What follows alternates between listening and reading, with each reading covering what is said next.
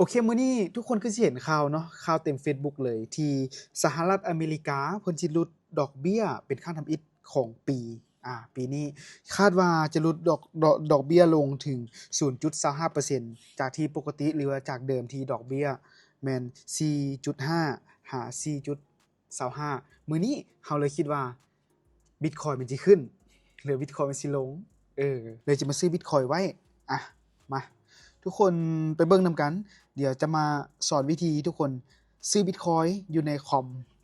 เลยใครที่บ่เคยซื้อก็เบิ่งนำกันเลยหลักๆนะเข้ามา Binance มันก็สิเป็นประมาณนี้หน้าทำบิตก็สิเป็นหน้าของ Binance เนาะตอนนี้เนาะหน้าของ Binance วันโอเคตัวนี้เป็นราคา Market เนาะแล้ววันนี้เงินยังเท่าไหร่วะ USDT ที่เกี่ยวไว้ยังอยู่422 USDT เดี๋ยววันนี้เราจะซื้อเบิดเลยเอาจะซื้อ Bitcoin เก็บไว้โอเคถ้าเราอยากซื้อ Bitcoin เราก็เข้าไปที่ Market เนาะเข้าไปที่ Market แล้วไปเบิ่งราคาจากนั้นเราก็เข้าไปเทรดแบบนี้เข้าไปเทรดเลยไปเทรดแล้วมันจะมีสปอตเรากดเข้าสปอตเลยหลังจากนั้นเราเข้ามาแล้วเราก็จะสังเกตเห็น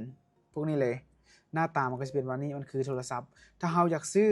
เราก็กดซื้อเราอยากขายก็กดขายอันนี้เราสิกด buy โอเคเราสิกด buy เราเบิ่งราคาตอนนี้ก็อยู่ที่115,684โอเคเราจะซื้อเลยเราจะซื้อเป็นจำนวน USDT ตัวนี้ก็สิเป็นตัวนี้ได้อันนี้คันพอยากซื้อเป็น Market หรือว่าซื้อ Limit ก็ได้ Limit ก็คือเราสิตั้งราคาซื้อมันอยู่ราคาที่เราบ่จ่ายจริงซื้อแต่ว่าวันนี้เขาสิตั้งใส่ Market เลย Market ก็คือว่าถ้าเราซื้อราคา Market มันก็จะซื้อให้เราเลยหลังจากที่เรากดเข้าไปเมื่อกี้เหรียญUSDT เรายังอยู่422โอเคเราสิซื้อ422 USDT เดี๋ยวเราสิกดซื้อเลยเด้อราคานี้ราคา115,646โอเคกดซื้อก็กดซื้อไปเลยบ่ได้เขียนหยังตัวนี้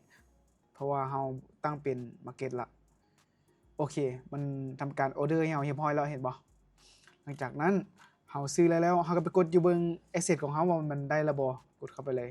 กดเบิ่ง Spot กระเป๋า Spot ของเราจากเมื่อกี้ USDT เราเท่าใดCC อันนั้นบ่โอเคที่CC 422 USDT ตัวนี้เราบ่เหลือละเรามาซื้อ Bitcoin เมื่อกี้ C22 มันมีค่าธรรมเนียมไปนิดนึง